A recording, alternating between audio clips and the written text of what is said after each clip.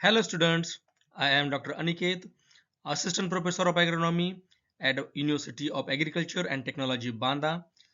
Today's video is based on the topic titled Recommended Package of Practices for Various Components in Integrated Farming Systems.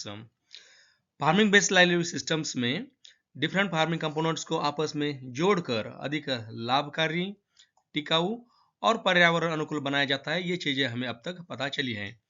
Cropping systems, livestock, fishery, mushroom और अन्य कई गतिविधियों का समावेश इसमें किया जाता है, जिससे किसानों को अधिक आय, आजीविका सुरक्षा और पर्यावरण के जो अच्छे फायदे होते हैं वो प्राप्त होते हैं।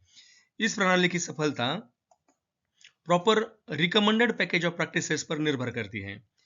प्रत्येक घटक की देखभाल और प्रबंधन के लिए वैज्ञानिक एवं व्यावहारिक उपायों को अपनाना आवश्यक होता है, जिसको हम क्या बोलते हैं, पैकेज ऑफ प्रैक्टिसेस। आज के वीडियो में कृषि प्रणाली के विभिन्न घटकों के लिए recommended package of practices for various components पर बात करेंगे। इन प्रथाओं को अपनाकर किसान अपनी उत्पादकता बढ़ा सकते हैं, जोखिम कम कर सकते हैं और कृषि को अधिक लाभकारी बना सकते हैं। तो चलिए शुरू करते हैं। स्टूडेंट्स, आज के इस वीडियो में कुछ गिने चुने कंपोनेंट्स को जो मतलब ज़्यादा इंपॉर्टेंस रखते हैं और मैक्सिमम फार्मिंग सिस्टम्स में इनको शामिल किया जाता है, तो ऐसे कुछ मेजर कंपोनेंट्स के बारे में बात करेंगे। उनमें से पहला कंपोनेंट है कैटल। तो कैटल मैनेजमेंट के प्रैक्टिसेस के में मुख्य उद्देश्य जो होता है वो दूध देने वाले और बाकी कुछ काम में आने वाले पशुओं का स्वास्थ्य, उत्पादकता और दीर्घायु उनके लिए सुनिश्चित करना। यदि हम अपने पशुओं की सही से देखभाल करें तो न केवल हमारा दूध उत्पादन बढ़ता है, बल्कि उनको बीमारियों से भी हम बचा सकते हैं और अपना एक ओवरऑल सिस्टम में ज़्यादा से ज़्यादा मुनाफा कमा सकते हैं। तो यहाँ पर कैटल के जिन कैटेगरीज के बारे में बात की गई है उनमें है काल्व्स मतलब बछड़े, देन हेपर्स मतलब बछिया, थोड़ी सी बड़ी बछिया, मिल्क एनिमल्स दूध देने वाले गाय, ड्राई एंड प्रेग्नेंट एनिमल्स मतलब जो अभी प्रेग्नेंट हैं, अभी दूध नहीं दे रहे हैं, और फिर ब्रीडिंग बुल्स एंड बुलक्स। इनका मैनेजमेंट कैसे किया जाए हर किसी के बारे में हम देख लेते हैं। सबसे पहले बात करते हैं care and management of calls. बछड़ों के बारे में यह बोला गया है कि care begins before the birth. इसका मतलब बछड़े की देखभाल जन्म से पहले ही शुरू हो जाती है। ड्राई पीरियड यानी गाय को डिलीवरी से 6 से 8 हफ्ते पहले सुखाने की प्रक्रिया अपनाई जाती है। इस दौरान उस गाय को प्रॉपर न्यूट्रिशन दिया जाता है, वो बहुत जरूरी होता है ताकि बछड़ा स्वस्थ पैदा हो सके। अब जन्म के तुरंत बाद मतलब अर्ली मैनेजमेंट प्रैक्टिसेस को देखते हैं। सबसे पहले बछड़े की नाक से और मुंह से म्यूकस वो साफ करना जरूरी होता है। फिर गाय के बछड़े को चाटने दें। गाय को जो है उसको चाटना बहुत जरूरी होता है ताकि उसका ब्लड सर्कुलेशन बेहतर हो बछड़े का। यदि गाय नहीं चाटती है तो साफ कपड़े से उस बछड़े को रगड़ कर सुखाना चाहिए। फिर अम्बिलिकल कॉर्ड यानी नाभि की नली को उसके बॉडी से, बछड़े के बॉडी से 2 से 5 सेंटीमीटर दूर बांध कर, फिर जहां से वो गांठ बांधते हैं मेडिकल थ्रेड की जहां पर गांठ होती है उसके नीचे 1 सेंटीमीटर काटना चाहिए और वहां पर एंटीसेप्टिक लगाना चाहिए, इन्फेक्शन ना हो इसलिए। बछड़े को हमेशा साफ और सूखी जगह में रखना चाहिए। जन्म के समय उसका जो वेट होता है उसको रिकॉर्ड कर लेना चाहिए। फिर बछड़े को दूध पिलाने से पहले गाय के थन और स्तनों को एक अच्छे पानी से, क्लीन वाटर से धोना जरूरी है, मतलब उसके अडर और टिट्स को। फिर कोलोस्ट्रोम मतलब जिसको हम खीस बोलते हैं, उसकी फीडिंग बच्चे को देनी होती है। जन्म के पहले 1 घंटे में बछड़े को वो कोलोस्ट्रम जरूर पिलाना चाहिए, क्योंकि ये पोषण और जो उसमें इम्यूनिटी पावर आती है, प्रतिरोधक क्षमता, उसके लिए बहुत जरूरी होता है। यदि बछड़ा कमजोर है तो उसे सकलिंग की मतलब सहायता देना चाहिए, मतलब उसको दूध पीने में फिर आसानी होती है। हमें थोड़ा सा थन को निचोड़ कर उसको वो पिलाना चाहिए। यदि इन सभी मैनेजमेंट प्रैक्टिसेस को हम सही से अपनाएं तो बछड़े की सर्वाइवल रेट बढ़ती है, उसकी हेल्थ भी अच्छी रहती है और आगे चल के भविष्य में वो एक अच्छा पशु बन जाता है। फिर बछड़े की फीडिंग प्रैक्टिसेस के बारे में बात कर लेते हैं। अब यहाँ पर स्टेज वाइज उसे क्या फीडिंग के रिकमेंडेशंस है वो इस टेबल में बताया गया है। फर्स्ट 3 डेज उसको कोलेस्ट्रम फीड किया जाता है। पहले 3-4 दिनों तक ही उस दूध को, जो गाय का कच्चा दूध होता है, उसको कोलेस्ट्रम बोलते हैं, जिसमें बहुत सारी एंटीबॉडीज होती है। उसके जैसे मैंने बताया उसके हेल्थ के लिए और इम्यूनिटी पावर के लिए बहुत ज़रूरी होती है। फिर चौथे दिन से आगे वो उसका पूरा मिल्क बनने लगता है और फिर हम उसको मतलब बकेट में भी फीडिंग कर सकते हैं। जैसे जैसे उसको आदत लगेगी वो पीने लगेगा। अब फ्रीक्वेंसी कितनी होनी चाहिए? दिन में 2 बार बछड़े को दूध मिलना ही चाहिए। अगर बछड़ा कमज़ोर है तो उसको कम से कम 3 बार दूध मिलना चाहिए। फिर कितना फीडिंग हमें करना चाहिए? पूरे दिन भर में बछड़े का जितना वजन है उसके 10% तक उसको फीडिंग होनी चाहिए। तो इस हिसाब से बछड़े का जो एवरेज वजन होता है उसके बेसिस पर 5 से 6 लीटर पर डे का उसको फीडिंग आती है और ये हमें 6 से 10 वीक तक इस रूल को फॉलो करना है। फिर कुछ समय बाद इसको जो फीड के सप्लीमेंट्स होते हैं, मतलब मिल्क रिप्लेसर्स, जिसमें कुछ प्रोटीन पाउडर्स वगैरह इस टाइप के कुछ सॉल्यूशंस बना के आ सकते हैं, उनको खिलाया जा सकता है। फिर उसको स्टार्टर फीड खिलाया जाता है आफ्टर 1 मंथ, 1 महीने के बाद स्टार्टर फीड। जैसे अपने बच्चों के लिए इंसान के बच्चों के लिए सेरेलैक वगैरह आते हैं, उसी के लिए बछड़ों के लिए भी कुछ स्टार्टर फीड्स आते हैं। फिर चौथे महीने से उसको ग्रीन पाउडर एंड हे खिलाया जाता है। हालांकि हम प्रैक्टिकली देखते हैं कि इतना 4 महीने तक हम वेट नहीं करते हैं। पहले महीने से बछड़ा अपना थोड़ा थोड़ा थोड़ा चारा खाने लगते हैं, लेकिन ये रिकमेंडेड प्रैक्टिस है। फिर एंटीबायोटिक्स में बताया गया है कि उसके फीड में थोड़ा सा एंटीबायोटिक ऐड करें ताकि उसको कोई इंटरनल इन्फेक्शंस वगैरह ना हो। हालांकि ये चीज़ बहुत ही मतलब उस तरीके के कुछ इन्फेक्शंस पाए गए तब ही करनी चाहिए, नहीं तो या फिर उसमें भी प्रोबायोटिक्स वगैरह इनको यूज़ करना आज की डेट में रिकमेंडेड है। बहुत सारे इसमें अब ये सलाह आ रही है कि बछड़ों को एंटीबायोटिक्स या जानवरों को एंटीबायोटिक्स का डिपेंडेंसी कम करनी चाहिए। अब बात करते हैं जनरल मैनेजमेंट ऑफ काव्स। पहले तो उसको आइडेंटिफिकेशन मार्क हमें देना पड़ता है। जन्म के समय कान में टैटू वहाँ पर लगाया जाता है और 1 साल बाद उसका ब्रांडिंग किया जाता है। तो मतलब जो भी उसका नंबर होगा या फिर नाम होगा, उसका आइडेंटिफिकेशन के लिए जो भी सिस्टम उस पर्टिकुलर गोठे में फॉलो की चल रही है, उसको फॉलो किया जाता है। फिर एक डे हॉर्निंग की प्रैक्टिस आती है। 7 से 10 दिनों के बीच में ये डे हॉर्निंग किया जाता है, मतलब उसके सिंग जलाए जाते हैं। उसके लिए फिजिकल मेथड आती है, मतलब लोहे का जो रॉड होता है वो गर्म करके या तो किया जाता है या फिर कोई केमिकल ट्रीटमेंट करके भी उसका सिंग हटाए जाते हैं। जो बहुत ही नए नए सिंग होते हैं बिल्कुल नाजुक, उनको हटाया जाता है। फिर डीवॉर्मिंग, मतलब बार बार उसको कीड़े मारना जरूरी होता है, उसके पेट के अंदर जो भी पैरासाइट्स होते हैं। तो हर 30 दिन में एक बार डीवॉर्मिंग की डोज बछड़े को देनी चाहिए। फिर हाउसिंग मैनेजमेंट की बात आती है तो पहले 3 महीने तक बछड़ों को अलग अलग पेन में रखना चाहिए। मतलब एक एक पेन में बस एक ही बछड़ा, इस तरीके से आइसोलेटेड तरीके से उनको रखना चाहिए। इसके बाद उनको हम समूह में मतलब ग्रुप बना के रख सकते हैं। 6 महीने के बाद नर और मादा बछड़ों को अलग कर लेना चाहिए। फिर आती है बात ग्रोथ मॉनिटरिंग की। पहले 6 महीने तक हर हफ्ते वजन लेना चाहिए। उसके बाद महीने में 1 बार वजन लेना चाहिए। और हेल्थ केयर में बछड़ों को निमोनिया और डायरिया, इनका जनरली ज़्यादा इन्फेक्शन पाया गया है। तो इससे बचाने के लिए उनको एक अच्छा मतलब थोड़ा सा वार्मनेस होना चाहिए एनवायरनमेंट में, मतलब कीप वार्म एंड हाइजीन, ये कंडीशन उनको देना, साफ सुथरापन वहाँ पर रखना वो ज़रूरी होता है। फिर कैस्ट्रेशन एक की जाती है कि जहाँ पर उनका रिप्रोडक्शन की कैपेसिटी ख़त्म की जाए, इसलिए 8 से 9 सप्ताह की जब उसकी उम्र हो जाती है तब उसको मेल बछड़े को कैस्ट्रेशन किया जाता है। फिर उनके अगर न्यूट्रिशन की हम बात करें तो मिनरल सप्लीमेंट्स की ज़रूरत होती है। तो उसके लिए कुछ मिनरल ब्लॉक्स आते हैं, उनको हम उनके पेन में आकर रखेंगे तो वो अपनी ज़रूरत के हिसाब से उसको चाटते रहते हैं। फिर दूध छुड़ाने की प्रक्रिया, मतलब विनिंग जिसको बोलते हैं, बछड़ों को धीरे धीरे धीरे बकेट फीडिंग पर लाना है, मतलब gradual transition to bucket feeding. और फिर उनको जब धीरे धीरे आदत लग जाए तो उसके बाद गाय से पूरा अलग करके ही उनको बकेट से ही जो रिक्वायरमेंट होता है मिल्क की वो पूरी की जाती है।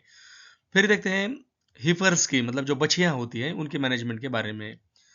तो उनके फीडिंग एंड हाउसिंग में प्रॉपर मैनेजमेंट होना ज़रूरी है। हाई क्वालिटी है, एक बार उनकी उम्र हो जाए जनरली 5-6 महीने से ऊपर, तो हाई क्वालिटी है उनको होना चाहिए, प्रोटीन युक्त आहार होना चाहिए। फिर उनकी जो जगह है वो ड्राई और वेल वेंटिलेटेड होनी चाहिए, और उन चीज़ों के मतलब वो सारे हाइजीन और वो उस तरीके से कंडीशन रखने से उनकी ग्रोथ अच्छी होती है। फिर यहाँ पर नीचे एक टेबल दी गई है कि ब्रीडिंग कंसिडरेशंस, हीपर की ब्रीडिंग करने से पहले, मतलब उसमें जो भी आर्टिफिशियल इंसेमिनेशन या बुल के थ्रू जो करे किया जाएगा, उसके लिए उनका उम्र और वेट कितना होना चाहिए, इसके लिए एक रिकमेंडेड टेबल है यहाँ पर। तो अगर इंडिजिनस कैटल है, मतलब देसी ये है बछिया है हमारी, तो उसके लिए कम से कम 24 से 30 मंथ तक हमें इंसेमिनेशन नहीं करना चाहिए। तो 24 से 30 मंथ के बाद या फिर इस पीरियड में हमें करें तो अच्छा होता है। और वहाँ इस उम्र में इसका एक नॉर्मल वेट है वो 200 से 250 किलोग्राम होना चाहिए। फिर जो क्रॉस ब्रीड कैटल्स हैं, मतलब अपने इंडिजिनस के साथ कुछ फॉरेन की ब्रीड्स जैसे जर्सी, हॉस्टन फ्रिजन वगैरह, तो उनके लिए जो एवरेज एज है इंसेमिनेशन की या ब्रीडिंग के लिए एज हम बोलेंगे 18 से 24 मंथ है, और उनका वेट अराउंड 275 टू 300 किलोग्राम्स होना चाहिए। फिर बफेलो के लिए, और बफेलो के पर्टिकुलरली यहाँ मुर्रा और जाफराबादी बताई गई है, लेकिन ये ओवरऑल सब बफेलो के लिए लागू हो सकता है कि 30 टू 36 मंथ इनकी ब्रीडिंग एज होती है, और उस समय उनका वजन 300 टू 350 किलोग्राम्स होता है। फिर रहते हैं प्री काल्विंग केयर ऑफ हेपर्स, मतलब ब्याने से पहले बच्चों की देखभाल कैसे करें।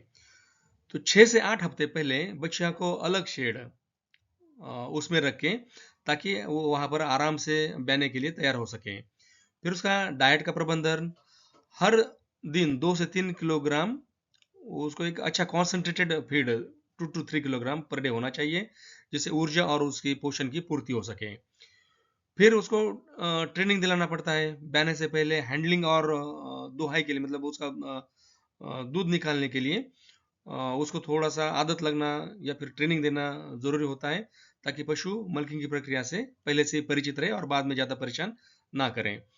फिर मॉनिटरिंग, यदि कोई बछिया विकास लक्ष्यों को पूरा नहीं कर पाती है, मतलब ग्रोथ टारगेट उसका जो बॉडी का ग्रोथ होना चाहिए था, तो उसको अलग लेना चाहिए, और फिर उसके एक इंटेंसिव केयर करनी चाहिए। फिर जो फर्स्ट काल्विंग होती है वहाँ पर कुछ विशेष देखभाल की ज़रूरत होती है। उसमें क्या होता है कि काल्विंग डिफिकल्टीज, मतलब जो भी कोई इस तरीके से प्रॉब्लम्स आती है, डिस्ट्रोकिया जिसको बताया गया है, मतलब ब्याहते समय कोई उसको दिक्कत हो जाए, तो उसके उसके ऊपर उसमें मॉनिटरिंग करना और उसको नज़र में रखना और उस तरीके से मेडिकल एड ले लेना एक्सपर्ट से, वो चीज़ ज़रूरी होती है। उसके बाद है care and management of milk animals, मतलब दूध देने वालों का प्रबंधन। तो उनके फीडिंग एंड न्यूट्रिशन में स्पेशल ध्यान देना जरूरी होता है। उसमें ग्रीन पाउडर और लेग्यूमिनस के हे एंड स्ट्रॉ होना जरूरी है, मतलब हरा और सूखा चारा, जिससे दूध के उत्पादन में वृद्धि होती है। रिकमेंडेशन क्या बताते हैं कि 1 किलोग्राम चारा, मतलब concentrated feed for production of 2.5 litres of milk, मतलब 2 से 2.5 लीटर मिल्क प्रोडक्शन के लिए 1 किलोग्राम कॉन्सेंट्रेट फीड देना जरूरी होता है। तो उस हिसाब से हम कैलकुलेट कर सकते हैं कि हमारी गाय कितना दूध देने की कैपेसिटी रखती है और उसको कितना कॉन्सेंट्रेट फीड देना चाहिए। फिर ये सुनिश्चित करना जरूरी है कि साल्ट एंड मिनरल सप्लीमेंट्स उनको दिया जाए, जैसे मैंने पिछले इसमें स्लाइड में कहा था कि कुछ ब्लॉक्स मिनरल मिक्सचर के आते हैं वो बांध के रखे, ताकि उनकी मिनरल की रिक्वायरमेंट पूरी हो जाए और उनका स्वास्थ्य बना रहे। फिर मिल्किंग मैनेजमेंट में देखेंगे कि मिल्किंग की फ्रिक्वेंसी कितनी होनी चाहिए। जनरली 2 टाइम्स मिल्किंग की फ्रिक्वेंसी होती है, सुबह और शाम, लेकिन बहुत ज़्यादा अगर गाय दूध दे रही है तो वहाँ पर 3 टाइम भी मिल्किंग करना चाहिए।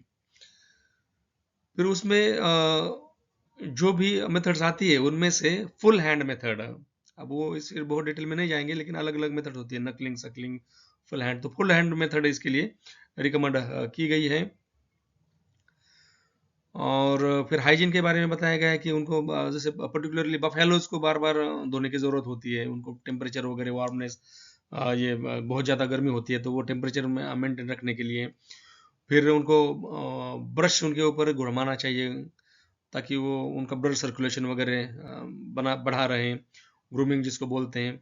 और फिर उनको एक क्लीन ड्रिंकिंग वाटर के लिए फ्री एक्सेस होना चाहिए, मतलब वो उनको अपने से जब भी मर्जी आ जाए वो पानी का एक्सेस उनको होना चाहिए।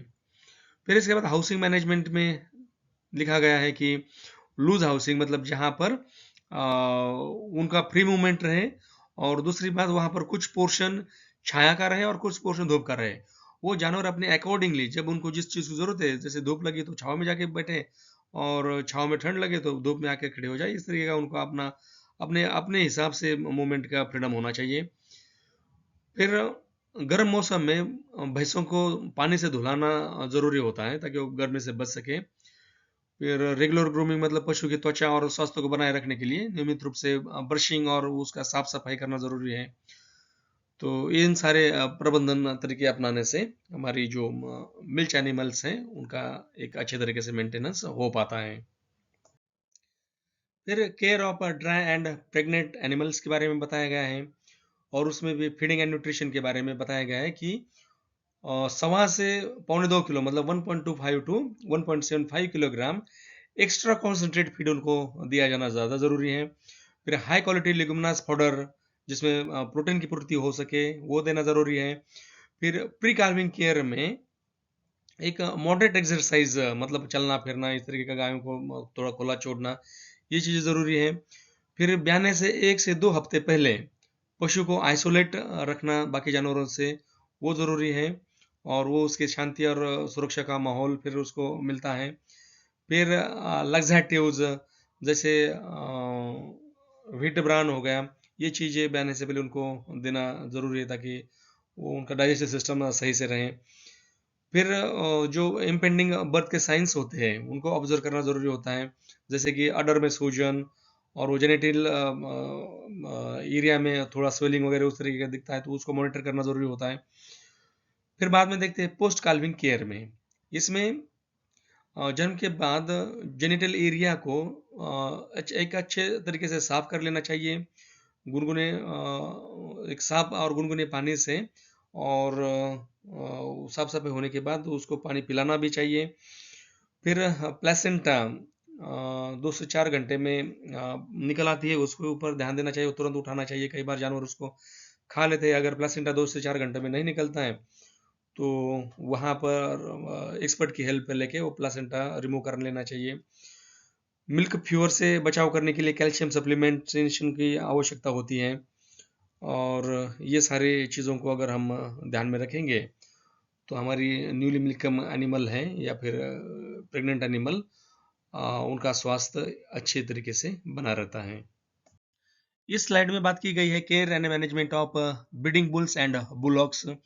पहले ब्रीडिंग बुल्स का, जो बुल्स रिप्रोडक्शन के लिए यूज़ किए जाते हैं, ब्रीडिंग पर्पज यूज़ किए जाते हैं, उनको बुल्स बोला जाता है। और जो मेल्स कुछ फिजिकल वर्क करने के लिए काम में लाए जाते हैं उनको बुलक्स बोला जाता है। तो बुल ब्रीडिंग बुल के मेंटेनेंस में उनकी बॉडी कंडीशन को ऑप्टिमम रखने के लिए रेगुलर एक्सरसाइज, वो चीज़ें करनी ज़रूरी है ताकि वो सीमेंट की क्वालिटी में और सीमेंट की मोटिलिटी में सुधार हो सके, एक अच्छी क्वालिटी बनी रहे। फिर उनको अलग से सेपरेट रखना है, और एकदम प्लीजेंट वेदर उनके लिए होना चाहिए, प्लीजेंट एनवायरनमेंट वहाँ पर होना चाहिए। और फिर एक प्रॉपर तरीके से ड्राई पाउडर, एनर्जी प्रोटीन्स और मिनरल्स, इनका कॉम्बिनेशन होना चाहिए, बैलेंस डाइट जिसको हम बोलते हैं। फिर मीटिंग में लिमिटेशन होता है 2 टाइम्स पर डे, इससे ज़्यादा मीटिंग नहीं करवानी चाहिए क्योंकि सीमेंट की क्वालिटीज़ और स्पर्म की क्वालिटीज़ ख़राब हो जाती है, तो आने वाली जनरेशन है वो प्रॉपर नहीं हो सकती, इसलिए इसको ध्यान में रखना ज़रूरी होता है। फिर उनके नोज़ में रिंग डाली जाती है और उस पर रस्सी वगैरह बांध के उनके ऊपर कंट्रोल किया जाता है। फिर नेक्स्ट बात साइड में यहाँ पर लिखा है कि केयर ऑफ वर्किंग बुलक्स, तो उनके वर्कलोड का क्या रिकमेंडेशन है। तो कार्टिंग मतलब बैलगाड़ी खींचना या कि कोई खींचने वाली चीज़ें होती है तो वो उसके लिए 6 आवर्स ये एक नॉर्मल वर्क माना गया है, नॉर्मल वर्क पीरियड। और यही कार्टिंग का काम अगर 8 आवर्स का किया जाए तो उसको हेवी वर्कलोड बोला गया है। फिर प्लाउइंग का अगर काम है तो वो 4 आवर्स का नॉर्मल वर्क है और 6 आवर्स का हेवी वर्कलोड है। अब इनके जानवरों के जो रोड पर चलते हैं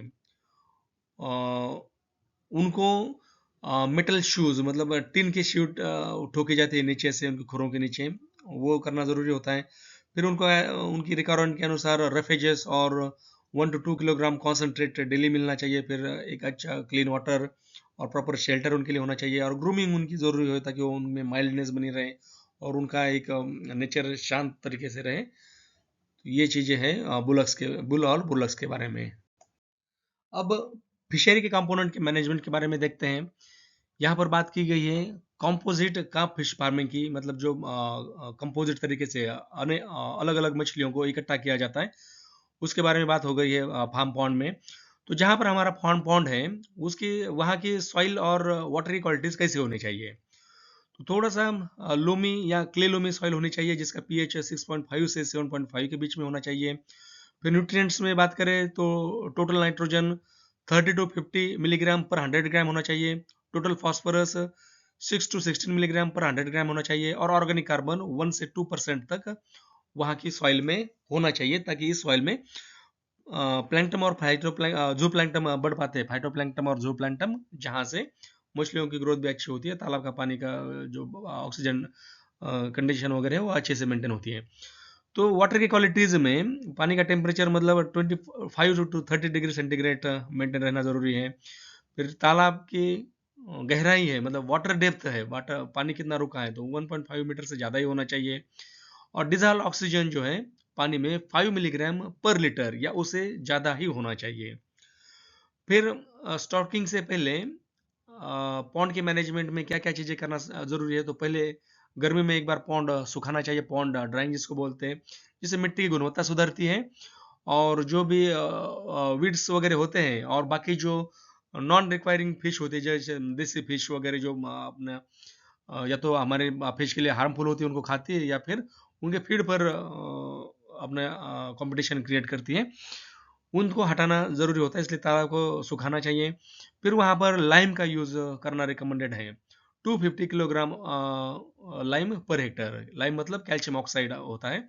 तो एक अगर 1 हेक्टेयर का तालाब है तो 225 किलोग्राम लाइम हमें वहाँ पर एप्लीकेशन करना है। वो कब 15 से 20 दिन पहले, जब हमें उसमें पानी छोड़ना है उससे पहले।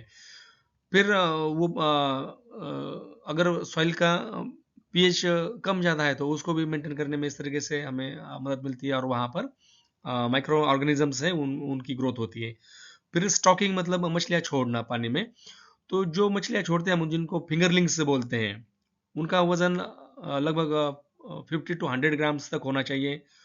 और स्टॉकिंग की डेंसिटी मतलब कितनी मछलियाँ छोड़ी जाए तो 6000 to 8000 पर हेक्टर। 1 हेक्टर का तालाब है तो वहाँ पर 6000 से 8000 मछलियाँ छोड़ी जानी चाहिए।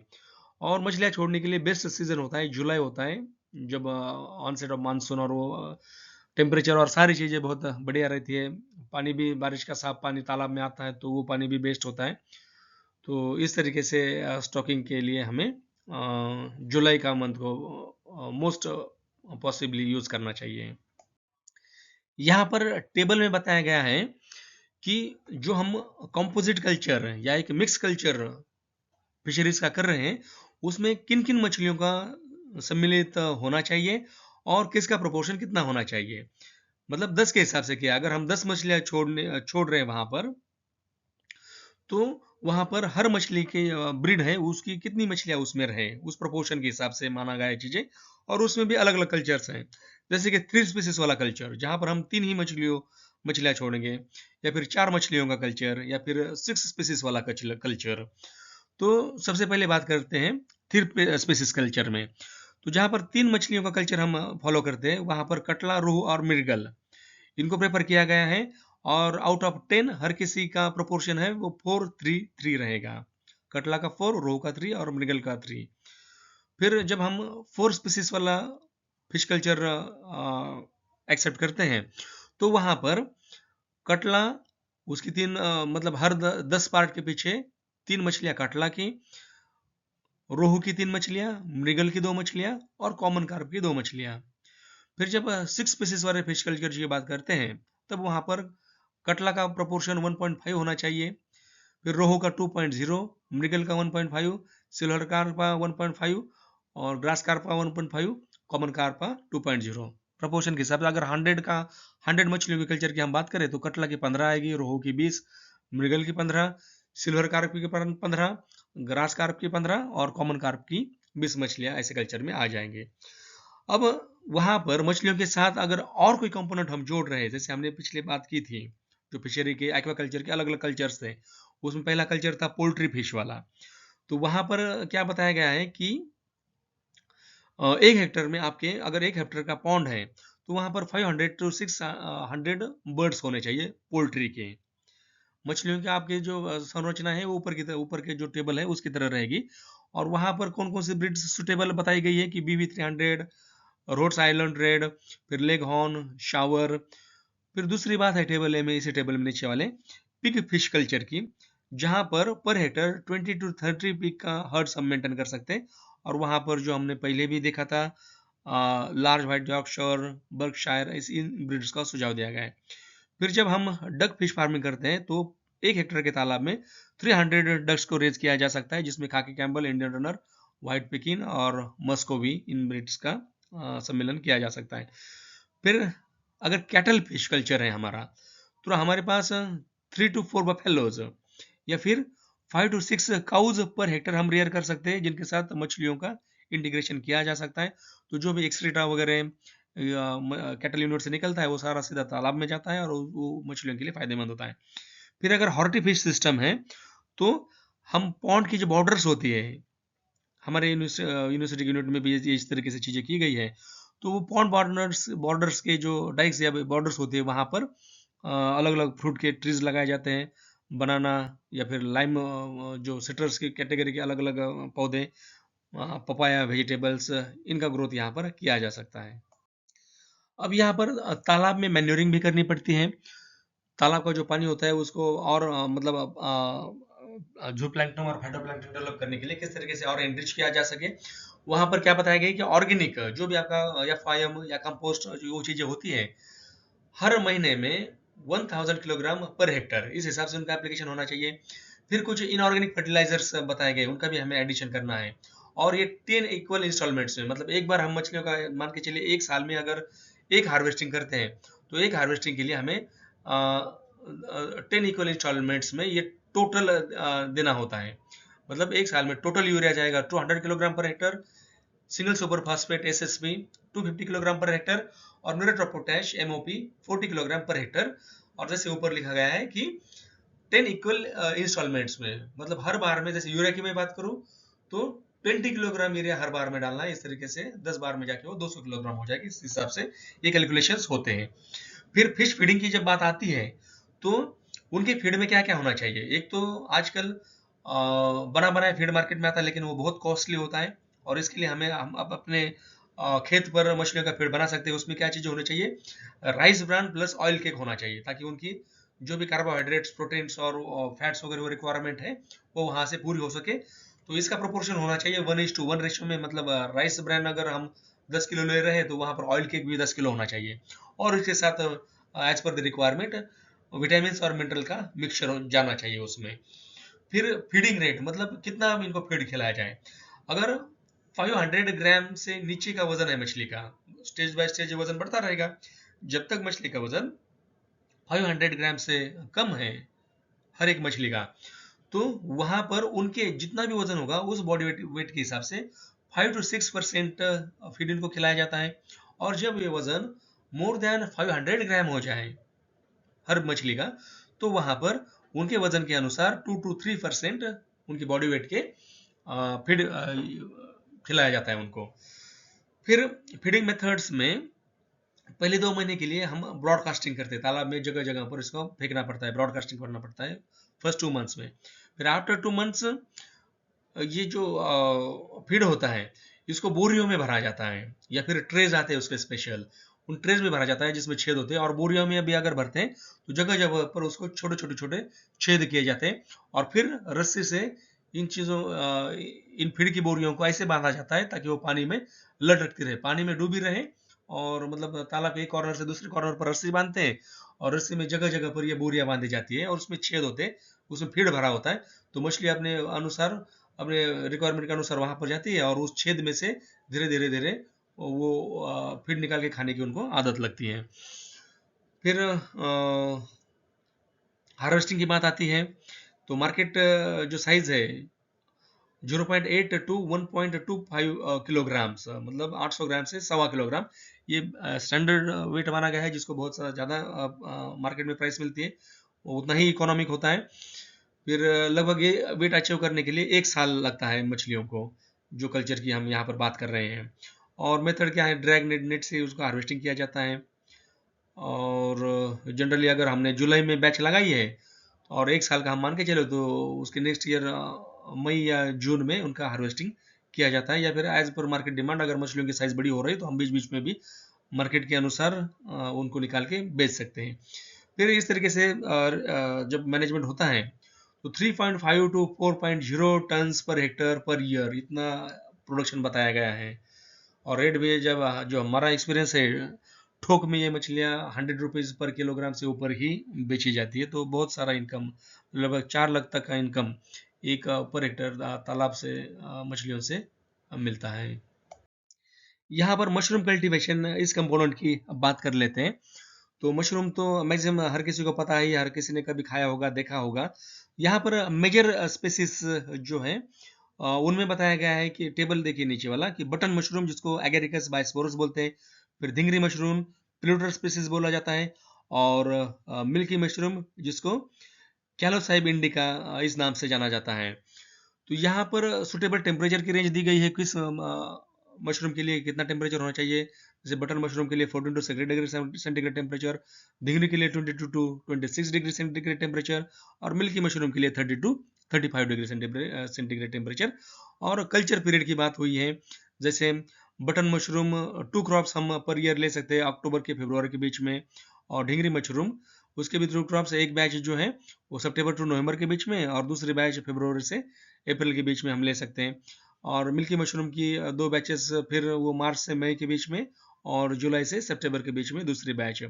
और एक्सपेक्टेड यील्ड बताया गया है, जैसे बटर मशरूम का 10 टू 14 केजी पर क्विंटल ऑफ कंपोस्ट, जो भी जिस मीडिया पर हम इसको रेज कर रहे हैं उस मीडिया का कितना वजन है उसके अनुसार बताया गया है। तो 1 क्विंटल में 214 किलोग्राम। फिर ढिंगरी का जो है वो 40 से 45 किलोग्राम, और मिल्की मशरूम का 70 से 80 किलोग्राम पर क्विंटल ऑफ कंपोस्ट। अब यहाँ से आगे 2-3 स्लाइड में मशरूम के अलग अलग स्पीसीज, उनका कल्टीवेशन कैसे किया जाता है, प्रोडक्शन कैसे किया जाता है, उसके बारे में बात करेंगे। सबसे पहले बात करते हैं बटन मशरूम की, एगेरिकस बाइस्पोरस की। अब वहाँ पर पहले स्टेज आते ही सबस्ट्रेट प्रिपरेशन की। कैसे प्रिपेयर किया जाता है, मतलब जिसका जो मशरूम बढ़ना है, एज अ मीडियम जिसका यूज होना है, उसमें मेजर होता है व्हीट स्ट्रॉ, गेहूं का भूसा। गेहूं का भूसा आवश्यक पोषक तत्वों और उर्वरकों के साथ, मतलब न्यूट्रिएंट्स के साथ मिलाया जाता है। 20 से 22 दिनों तक कंपोस्टिंग सही तरीके से हो जाती है, मतलब वो जो माइक्रो क्लाइमेट होता है बढ़िया से बन जाता है, और वो फिर हमें स्पॉन रेज करने के लिए रेडी हो जाता है। फिर दूसरे स्टेज में स्पॉन रेजिंग करते हैं। फिर मशरूम के जो बीज होते हैं जिनको स्पॉन बोला जाता है, वो इस कंपोस्ट में मिलाया जाता है। फिर 12 से 15 दिनों में माइसेलियम, मतलब जो फंगल सेल्स होते हैं, वो पूरे माध्यम से फैल जाते हैं। फिर तीसरी स्टेज पर आता है केसिंग स्टेज, जहां पर 12 से 14 दिनों तक ये स्टेज चलता है। और फार्म यार्ड मेन्योर FYM और स्टराइल मिट्टी लेके यहाँ पर उसकी एक लेयर चढ़ाई जाती है, और मिट्टी को फॉर्मेल्डिहाइड से ट्रीटमेंट करके उसको भी स्टरलाइज किया जाता है। फिर फोर्थ स्टेज आती है मशरूम इनिशिएशन एंड हार्वेस्टिंग, मतलब उसको ग्रो करना शुरू करना और उसका हार्वेस्टिंग करना। जब हम केसिंग करते हैं, मतलब जो थर्ड स्टेप में केसिंग किया था, 3 से 4 दिनों बाद छोटे पिन हेड्स, मशरूम के बटन के थोड़े छोटे छोटे पिन टाइप के स्ट्रक्चर्स दिखने लगते हैं, और मतलब वो जर्मिनेशन होता है मशरूम का एक्चुअली। तो उसको पूरी तरीके से विकसित होने के बाद इसकी कटाई की जाती है। तो इसके बाद देखते हैं डिंगरी मशरूम का प्रोडक्शन हम बहुत शॉर्ट में यहाँ पर देख रहे हैं, क्योंकि हमारा इंटेंशन बस इस टेक्नोलॉजी को एक सुपरफिशियली समझना है। आपको बहुत तरीके से, एक प्रोफेशनल तरीके से इन चीज़ों को समझना है, तो पर्टिकुलर इसके ऊपर जो बुक्स वगैरह है वो उसको आपको पढ़नी पड़ेगी, या फिर जो इसके एक्सपर्ट्स हैं तो उनके द्वारा आपको इसका मिल जाएगा। मेरा यहाँ पर कंसर्न बस इतना है कि मैं आपको बस इन चीज़ों से एक मोटे मोटे तरीके से इंट्रोड्यूस करा दूँ। फिर धिंगरी मशरूम के कल्टीवेशन की बात करते हैं, तो जहाँ पर हमें ये रेगुलर फर्स्ट स्टेज आता है सबस्ट्रेट प्रिपरेशन वाला। यहाँ पर फिर गेहूँ या धान का भूसा यूज किया जाता है 10 लीटर पानी में 22 ग्राम ये सॉरी 7 ग्राम 22 टिन डाला जाता है, और 100 मिलीलीटर फॉर्मेलिन, और इसको 18 से 20 घंटे तक भिगोया जाता है। फिर एडिशनल वाटर जो होता है 4 से 5 घंटे तक उसको हम ड्रेन आउट होने देते हैं। फिर सेकंड स्टेज में आता है स्पॉन इनोकुलेशन का। फिर वो जो सबस्ट्रेट है वो 2% दर से स्पॉन में मिलाया जाता है, और पॉली बैग में 15 से 20 दिनों तक स्पॉन रन में रन के लिए रखा जाता है, मतलब उसको उसके बढ़ने के लिए, माइसिलियम वगैरह बढ़ने के लिए। फिर मशरूम ग्रोथ एंड हार्वेस्टिंग में बैग को पूरी तरीके से कॉलोनाइज होने के बाद हटाया दिया जाता है, और 6 to 7 दिन में मशरूम की कटाई की जाती है। फिर नेक्स्ट बात है मिल्की मशरूम की। मिल्की मशरूम की फिर फर्स्ट स्टेज सबस्ट्रेट प्रिपरेशन से शुरू होता है। गेहूं का भूसा यहाँ पर लेते हैं 100 लीटर पानी plus 7 gram 22 tin plus 100 millilitre of formalin, 18 से 20 घंटे इसको भिगोया जाता है। फिर 4 से 5 घंटों तक जो एडिशनल वाटर होता है उसको ड्रेन आउट किया जाता है। फिर स्पॉन एलोकेशन का सेकंड स्टेप है, वहाँ पर सबस्ट्रेट में 4% दर से स्पॉन मिलाया जाता है। पॉली बैग में 12 से 14 दिन तक स्पॉन रन के लिए रखा जाता है। फिर थर्ड स्टेज में केसिंग एंड ग्रोथ होता है, जहाँ पर 4 सेंटीमीटर मोटी केसिंग, मतलब जो लेयर तैयार होती है 4 सेंटीमीटर वाली थिकनेस वाली, और ये एफ प्लस स्टरलाइज मिट्टी से बनाई जाती है, जो हमने पहले इसमें देखा था पहले मशरूम के टाइप में, तो वो लगाई जाती है। फिर केसिंग के 10 से 12 दिनों बाद मशरूम वहाँ से उगने लगता है। इस स्लाइड में वर्मी कंपोस्ट कंपोनेंट उसकी बात कर रहे थे, वर्मी कंपोस्ट प्रिपरेशन की। तो यहाँ पर पहले बात कर लेते हैं कि कौन सी वैरायटीज यूज की जाती है, कौन सी स्पीसीज यूज की जाती है। तो पहली है इसिनिया फेटेडा, जिसको रेड अर्थवर्म बोलते हैं। वो इंडियन कंडीशन में मोस्ट सुटेबल है, उसका मल्टीप्लिकेशन की बहुत ज़्यादा होता है, और उसकी वर्मी कंपोस्ट तैयार करने की स्पीड होती है वो बहुत ज़्यादा होती है। फिर यूड्रिलस यूजिनी, जिसको नाइट क्राउलर बोलते हैं, वो सेकंड स्पीसीज है। और फिर पेरियोनिक्स एस्केवेटस, ये 3 स्पीसीज इंडियन कंडीशन में रिकमेंडेड है। अब यहाँ पर रॉ मटेरियल क्या यूज़ करते हैं, वहाँ पर क्या होना चाहिए ब्रीडिंग के लिए। हमारे पास एनिमल एक्सक्रीटा होना चाहिए, गोबर, यूरिन, वो सारी चीज़ों का मिक्सचर। फिर किचन वेस्ट, फिर फार्म रेसिड्यू, जो फसलों के हमारे रेसिड्यू होते हैं वो, और फिर फॉरेस्ट लिटर, मतलब जंगल से उठाई गई पत्तियाँ, टहनियाँ, कई सारी चीज़ें। अब इसमें वर्मी कंपोस्टिंग के स्टेप्स को देखते हैं, तो फर्स्ट स्टेप में आता है सेटअप। मतलब आपको एक जगह लेनी है जहाँ पर मतलब एक ठंडी, बहुत कूल भी नहीं, लेकिन एक नॉर्मल टेम्परेचर वाली जगह हो, नमी वहाँ पर है, मॉइस्चर है वो जगह, और शेड रहे। फिर हम प्री डिकम्पोजिशन के लिए अपना रॉ मटेरियल छोड़ देते हैं, जहाँ पर काउडंग और जो हमारा बाकी रेजिड्यू है उसका मिक्सचर होना चाहिए 3:1 प्रोपोर्शन में, और उसको हम 15 से 20 दिनों के लिए डिकम्पोजिशन के लिए छोड़ देते हैं। पार्शियल डिकम्पोजिशन होना जरूरी है अर्थवर्म छोड़ने से पहले। नेक्स्ट स्टेज में हम बेडिंग अगर देखें, तो जो बेड बनाए गए हमारे, उनकी साइज होती है 6x2x2 फीट, 6 फीट की लंबाई, 2 फीट की चौड़ाई और 2 फीट की हाइट।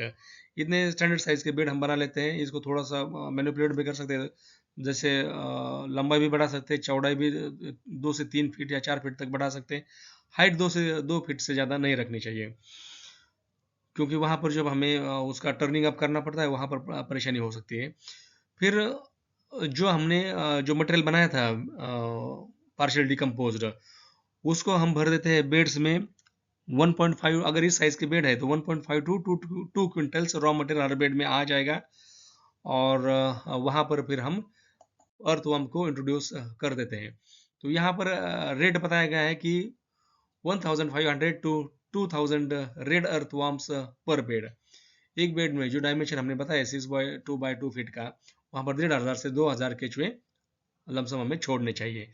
फिर मॉइस्चर मैनेजमेंट के लिए पानी वहाँ पर छिड़कना चाहिए बार बार। फिर उस जगह को मॉइस्ट बनाने के लिए अगर बहुत ज़्यादा पानी का इवापोरेशन हो रहा है तो वहाँ पर गनी बैग्स बिछाई जाती हैं और वो मॉइस्चर वहाँ पर रिटर्न किया जाता है। पॉलीथीन शीट का भी रिकमेंडेशन है, लेकिन वो एरेशन को रेजिस्ट ना करे, एरेशन भी वहाँ पर होना ज़रूरी है। इसलिए पॉलीथीन आप जगह जगह पर बिछा सकते हैं, लेकिन पूरा पॉलीथीन से बेड को पैक नहीं कर देना है। फिर आफ्टर एवरी 30 डेज उसको टर्निंग करना है हाथ से। आप उसको टर्निंग करते रहेंगे, ऊपर का नीचे, नीचे का ऊपर। और जब इस तरीके से हम मैनेजमेंट करते हैं तो लगभग 45 टू 50 डेज पर कंपोस्ट हमारा वर्मी कंपोस्ट रेडी हो जाता है। और जितना हमने रॉ मटेरियल उसमें से लगाया था अप्रोक्सीमेट 75% उसका वेट बेसिस पर वर्मी कंपोस्ट बन जाता है। फिर नेक्स्ट कंपोनेंट है पोल्ट्री रेयरिंग सिस्टम्स। तो पोल्ट्री रेयरिंग में अलग अलग सिस्टम्स आती है। पहली है पॉन्ड बेस्ड पोल्ट्री, जो हमने एक्वाकल्चर में देखी थी कि जहाँ पर जो उनका हाउस है तालाब के बीच में बनाया जाता है, तालाब के पानी के ऊपर बनाया जाता है, 0.5 मीटर तालाब के पानी से वो ऊंचा रहे। और फिर बाम्बू का जो स्टिक्स आती है या बाम्बू से उसका फ्लोरिंग बनता है, 1 सेंटीमीटर का गैप उसमें जगह जगह होता है, क्योंकि वो सीधा एक सीटा पानी में नीचे गिर जाए। फिर सेकंड टाइप का सिस्टम आता है डीप लीटर सिस्टम, जो पॉन्ड के जो एम्बैंकमेंट्स होते हैं, मतलब पॉन्ड की जो बॉर्डर्स होती है, वहां पर किसी कोने में किनारे पर वो हाउस का इंस्टॉलेशन किया जाता है। और वहां पर एक लीटर मतलब नीचे कुछ रेजिड्यू डाला जाता है जिसको हम लीटर बोलते हैं। तो 15 सेंटीमीटर थिकनेस होनी चाहिए उस लीटर की। तो लीटर में मटेरियल क्या आता है, स्ट्रॉ, ड्राई लीव्स, हे, सॉडस्ट, इस तरीके का ऑर्गेनिक मटेरियल वहां पर डाला जाता है। और फिर क्या करना पड़ता है, जिसके ऊपर मुर्गियां रहती है और इनका वेस्ट वगैरह उस लीटर में पड़ता रहता है। फिर turn litter twice a week, मतलब हफ्ते में 2 बार इस लीटर को हमें रिप्लेस करना है। मतलब हफ्ते में 2 बार, मतलब हर 3-4 दिनों के बाद उस लीटर को वहां से बदलना है। वो लीटर बाद में चल के एक बहुत बढ़िया मटेरियल बन जाता है वर्मी कंपोस्टिंग या कंपोस्टिंग के लिए। फिर थर्ड टाइप आता है बैकयार्ड पोटी, मतलब एक स्मॉल स्केल पर हम मीट या एक पर्पज के लिए जो पोल्ट्री का यूनिट रेस करते हैं बैकयार्ड में, मतलब जो खुली घूमते हैं आपके आंगन में आगे पीछे, 15 to 20 बर्ड्स उसमें रहते हैं, तो इस यूनिट को बोला जाता है backyard poultry unit. Stocking and space requirements देख लेते हैं मुर्गी पालन में। 0.1 हेक्टेयर क्षेत्र है हमारा क्रॉपिंग का, और उसके साथ अगर हम मुर्गी पालन कर रहे हैं तो वहां पर किस तरीके से कौन से बर्ड्स रखे, कितने संख्या में रखे, उनके बारे में बताया गया है। 0.1 हेक्टेयर क्षेत्र के लिए उसके साथ पोल्ट्री के इंटीग्रेशन हम कराना चाह रहे हैं, तो अगर ब्रॉयलर रखेंगे, मतलब जो मीट के लिए सफेद पंछी पाले जाते हैं, तो वहां पर 30 to 50 बर्ड्स वहां पर होने चाहिए। और वैरायटीज का नाम दिया गया है शेवर, स्टाब्रो, हिब्रो हेबार्ड, विंकाब। फिर लेयर्स की बात बताई गई है कि इसी एरिया में, मतलब 0.1 हेक्टेयर एरिया में अगर लेयर्स काम करना चाहे, मतलब जो अंडे देने वाली बर्ड्स, तो 30 to 50 बर्ड्स हमें रखने चाहिए। वैरायटीज में BV300, Rhode Island, leghorn, star crossing, Kalinga brown. इसके अलावा भी हमने जो पहले इससे कुछ वीडियो पहले मैंने एक वीडियो डाला था, तो उसमें अलग अलग ब्रिड्स और उनकी भी हमने जानकारी दी थी जोन वाइज, तो उन ब्रिड्स को भी सम्मिलित किया जा सकता है। तो यहाँ पर हर बर्ड्स के लिए 0.3 to 0.4 स्क्वायर मीटर की स्पेस की आवश्यकता होती है, तो इस हिसाब से हम इंटीग्रेशन कर सकते हैं। फिर ब्रूडर का सेटअप, मतलब जहाँ तक ये चूजे रहने हैं, इनके छोटे छोटे चूजे जब हम आते हैं जनरली 21 डेज से फर्स्ट डे से 21 डेज के चूजों को ब्रूडर बोलते हैं।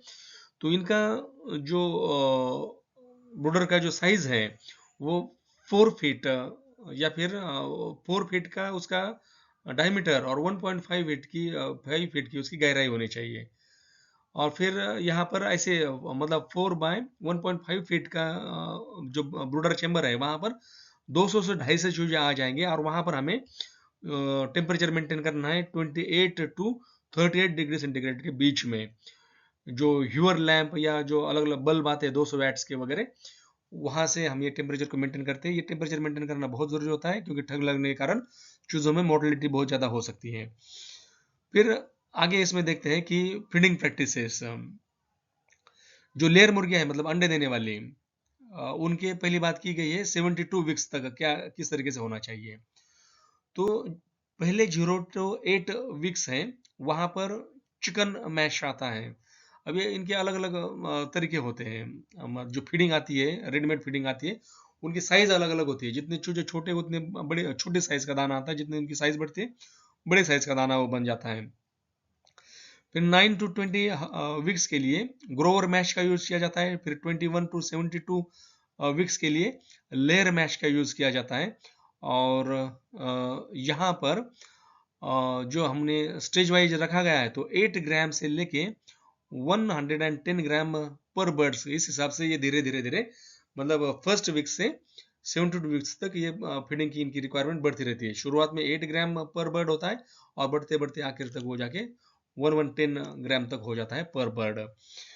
फिर लेयर फीड का कंपोजिशन के बारे में बात करेंगे। जो 100 ग्राम, अगर हम 100 किलोग्राम की अगर बात करें लेयर के फीड में क्या होना चाहिए, तो उसमें क्रश्ड व्हीट होना चाहिए 46.5 to 44 किलोग्राम। फिर राइस पॉलिश होना चाहिए 20 to 29 किलोग्राम। फिर सिसेम ऑयल केक होना चाहिए, या फिर किसी भी ऑयल का केक 16, जो ईडिबल ऑयल्स हैं उनके केक 16 to 12 किलोग्राम। फिर फिश मिल इसमें आना चाहिए। जो मछलियों की हड्डियों का चूरा वगैरह आता है उससे फिश मिल बनता है, वो फिश मिल 17 to 10 किलोग्राम होना चाहिए। और साल्ट आना चाहिए इसमें 0.5 किलोग्राम। और फिर शेल पाउडर आता है वो 4.5 किलोग्राम। और विटामिन प्रीमिक्स मतलब अलग अलग विटामिन का मिक्सचर जो 250 ग्राम पर 100 किलोग्राम है। फीड का मैंने कॉम्बिनेशन आपको बता दिया है, आप उसको देख लीजिए, समझ लीजिए किस तरीके से फिश फीड बनाया जाता है। इसमें अलग अलग चीज़ें आनी चाहिए जहाँ से उनकी सारी मतलब कार्बोहाइड्रेट, प्रोटीन, मिनरल्स, विटामिन सारी डिमांड्स पूरी हो जाए। ब्रॉयलर की बात करें तो उनके फीडिंग में 0 से 4 वीक में स्टार्टर मैश यूज किया जाता है। और वहाँ पर 5 to 7 वीक में फिनिशर मैश यूज किया जाता है। तो इसके अनुसार ब्रॉयलर की जो फीड का कंपोजिशन होता है, अगर पर 100 किलोग्राम का हम कंपोजिशन निकाल लें तो उसमें 50 किलोग्राम क्रशिंग व्हीट, फिर राइस पॉलिश 14 to 17 किलोग्राम, फिर सिसेमो में या फिर किसी भी एडिबल ऑयल केक वो 16 to 15 किलोग्राम। इस तरीके से आप इसको देख लीजिए। ये भाई बताने में समय जा रहा है, बहुत वीडियो बहुत लंबा होता जा रहा है, तो इसके आप थोड़ा सा इसको ध्यान से देख लीजिए। फिर एड प्रोडक्शन और उसके मैनेजमेंट के बारे में बात करेंगे कि साइड में जो लिखा है यहाँ इस स्लाइड में, राइट हैंड साइड में, कि एग लेइंग में 22 वीक्स से जनरली एग लेइंग शुरू हो जाती है मुर्गियों में। और जो लेयर्स ब्रीड होते हैं, इंटेंसिव लेयर ब्रीड्स, उनमें 250 to 280 एग्स पर ईयर, या फिर पर 18 महीनों में, 1.5 साल की बात की गई, उनका 1.5 साल लेंगे एज माना गया है, एक ईयर की बात नहीं है। तो 250 से 280 एग्स पर बर्ड मिलते हैं लगभग 18 महीनों में। और उनके लिए कुछ वैक्सीनेशन वगैरह करने जरूरी होते हैं, तो उनकी जो भी डिसीजेस है उसके अनुसार अलग अलग वैक्सीनेशन यहाँ पर है।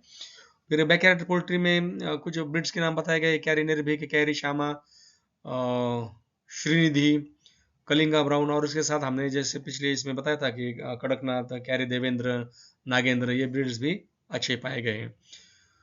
तो इस तरीके से इनके भी फीडिंग के लिए मतलब अब बैकयार्ड में क्या होता है कि अपना जो किचन का वेस्ट, इंसेक्ट, वो अपना फीड खुद ढूंढती है, तो हमें सप्लीमेंटेशन कम देने की जरूरत होती है। ज़्यादा से ज़्यादा फीड जो मतलब लगभग ऑलमोस्ट 50% फीड मुर्गियाँ अपने से ढूंढती है, क्योंकि वो खुली रहती है, इधर उधर से अपना फीड ढूंढ लेती है, और 50% हमें उनको एक्सटर्नली प्रोवाइड करना होता है।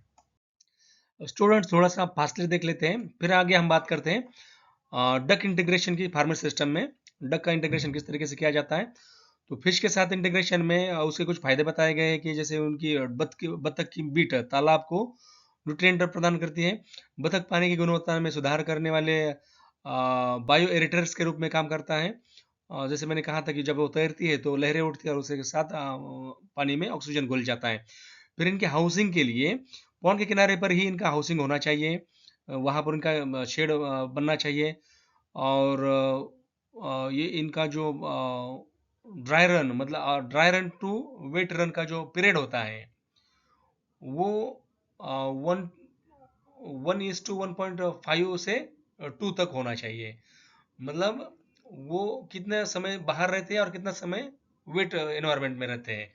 तो अगर 1 घंटा वो बाहर रहते हैं, मान के चलिए पानी के बाहर 1 घंटा रहते हैं, तो उनको पानी में लगभग 1.5 से 2 घंटे रहना चाहिए। ये उनकी आदत होती है डे टाइम में। तो इस तरीके से इनके शेड बनाए जाते हैं।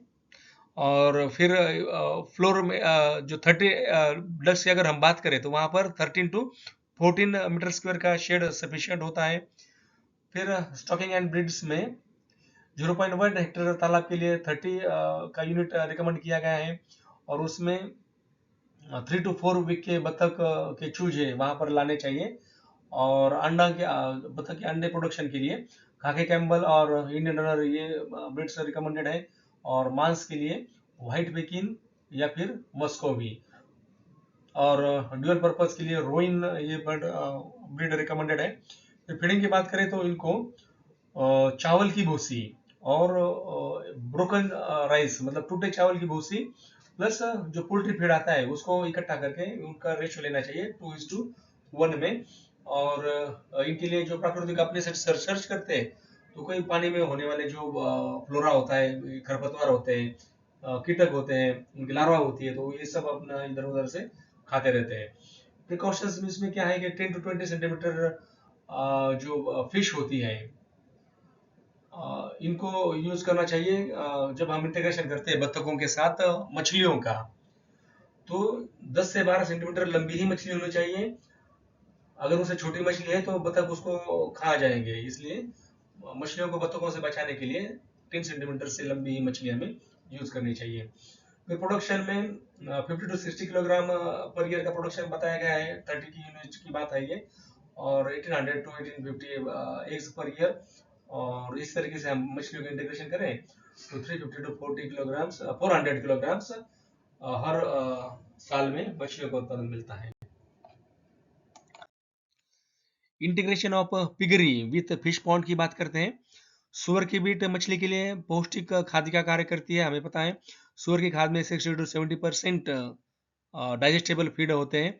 और 0.1 हेक्टेयर अगर पॉन्ड का एरिया है तो वहां पर 3 टू 4 पिग्स हम रख सकते हैं। हाउसिंग में उनका हाउसिंग तालाब के किनारे पर होना चाहिए। और एक पिग के लिए 1 टू 1.5 स्क्वायर मीटर का एरिया जरूरी होता है। और 5 टू 6 मंथ में ये काटने लायक हो जाता है सुअर। तो इस तरीके से एक साल में हम 2 बैचेस इनकी हार्वेस्ट कर सकते हैं। फिर ब्रिड्स का पहले भी हमने बात किया था कि large white Yorkshire, middle white Yorkshire, Berkshire, Hampshire, Landrace ये ब्रिड्स यूज किए जाते हैं। वेस्ट यूटिलाइजेशन में प्रति सुअर 500 किलोग्राम खाद का प्रोडक्शन होता है, जिसका तालाब की उर्वरीकरण के लिए उपयोग किया जा सकता है। बायोगैस उत्पादन वहां से हो सकता है, जिसकी स्लरी फिर बाद में फसलों और मछलियों के लिए काम में आती है। और ज़्यादा फाइटोप्लैंक्टन डेवलप होने से वो अच्छा होता है था, मछलियों के लिए भी अच्छा होता है। फिर इनके फीडिंग की अगर हम बात करें तो फिश फिश मैश जो पिग मैश जो होता है उसका कंपोजिशन क्या होता है। तो 100 किलो के यहाँ पर बताए गए हैं कि 100 किलो में राइस ब्राम 30 केजी होता है। फिर rice polish 15 kg, wheat bran 27 kg, फिर maize broken 10 kg, groundnut oil cake 10 kg, fish meal 4 kg, mineral mixture. आप देख लीजिए इसके क्या क्या कंपोजिशन है। फीडिंग रेट में 2 टू 4 मंथ की जब उम्र होती है तब 1 to 1.5 kilogram per day. 4 to 6 month का एज हो जाए तो 1.5 टू 2.5 किलोग्राम पर डे। इस तरीके से 6.8 मंथ्स अगर सुअर की एज हो जाती है तो 2.5 टू 3.0 किलोग्राम पर डे उनको ये फीडिंग की जरूरत होती है। एंड अब 8 मंथ्स जब हो जाते हैं तो 3.0 किलोग्राम पर डे। लेकिन मैंने जैसे बताया कि 6 महीने पर ही ये काटने के लिए रेडी हो जाते हैं। फिर यहाँ से प्रोडक्शन आउटपुट में 3 पिग्स अगर हमने रखे हैं तो 2 बैचेस पर ईयर के हिसाब से 3 बैच मतलब टोटल 6 सुअर हो जाएंगे। और 250 टू 300 किलोग्राम मीट हमें मिलता है। और वहाँ का 50% cost reduction in fish culture अगर फिश के साथ इसका इंटीग्रेशन हम करते हैं। फिर गोटरी की बात करते हैं। इकोनॉमिक्स इंपोर्टेंस और वो सारी चीज़ें हमारा जो प्रीवियस चैप्टर था जहाँ पर हमने लाइव स्टॉक के कंपोनेंट्स की डिटेल्स देखे थे वहाँ पर ये सारी चीज़ें आप मिल जाएंगी। मैं यहाँ पर दोहरा नहीं रहा हूँ, फिर भी आपके इंफॉर्मेशन के लिए स्लाइड में लिखी गई है, आप यहाँ से पढ़ लीजिए। इवनली हमने जो गोट ब्रिड्स होती है रीजन वाइज उनकी भी बात की है। यहाँ पर थोड़ा सा ये चीज़ ध्यान में रखें कि हाउसिंग रिक्वायरमेंट में जो स्टॉल फीडिंग वाला रिक्वायरमेंट होता है, मतलब जहाँ जिनको हम एक जगह पर रख के बांध के रखते हैं, तो वहाँ पर पर गोट के लिए 4.5 टू 5.4 मीटर स्क्वायर की ज़रूरत होती है। उस हिसाब से इनके शेड्स और शेल्टर्स बनने चाहिए। फीडिंग प्रैक्टिसेस में बताया गया है कि क्या क्या पैकेजेस रिकमेंडेड है। तो वहाँ पर जो नेचुरल ब्राउजर्स, मतलब जंगल में चरने जाने वाली जो खुली रहती है, उन बकरियों के लिए 4 to 5% बॉडी वेट के जो चारा होता है वो अपने से ढूंढ लेती है प्लांट के फॉर्म में। और फिर उनके डाइट में हमें जो बाहर से देना होता है उसमें मेज, व्हीट, हॉर्स ग्राम, इन इन तरीके का सिलिस और परसेस का मिक्सचर एज ए कॉन्सेंट्रेट हम यूज़ कर सकते हैं। फिर इसके साथ एज अ फीड सप्लीमेंट्स उनको common salt, vitamin, mineral mixture, ये चीज़ें भी देनी होती है। फ्रेश वाटर उनको पीने के लिए चाहिए। फिर फॉडर में कौन कौन सी फसलें उनको खिला सकते हैं, शॉर्गम वगैरह। फिर पेरिनियल्स में गिनिया ग्रास, लिग्यूम्स। और ट्री फॉडर में सुबह बोल, ग्लिरिसिडिया, ये भी उनको बहुत पसंद आता है। और फिर जो ब्रीडिंग का साइकिल बताया गया है यहाँ पर, तो 6 to 7 मंथ में गोट जो बच्चा है गोट का वो मैच्योर हो जाता है ब्रीडिंग के लिए। और जेस्टेशन पीरियड उसका 145 to 150 डेज होता है।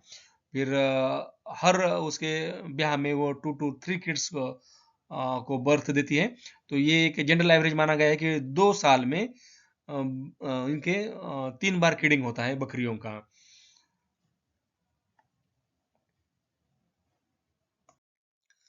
प्रोडक्शन की बात करें तो मिल्क प्रोडक्शन में नेटिव ब्रीड्स का 60 to 100 litres per year, hybrid breeds का अबाउट 320 लीटर्स पर ईयर। और मिल्क प्रोडक्शन में यंग गोट्स जो हम ऑन एन एवरेज 9 मंथ्स पर सेलिंग में निकालते हैं, तो उनका बॉडी वेट 25 to 30 किलोग्राम्स होता है। तो फ्रेंड्स, आज का वीडियो थोड़ा सा लंबा हो गया, लेकिन ये सारे जो इंटीग्रेशन की प्रैक्टिसेस हैं, अलग अलग कंपोनेंट्स को हम इंटीग्रेटिव मोड में फार्मिंग सिस्टम में कैसे इंक्लूड कर सकते हैं, उसके बारे में एक रिकमेंडेड पैकेजेस को हमने आज डिस्कस किया है। तो मिलते हैं अगले वीडियो में, तब तक के लिए बाय बाय।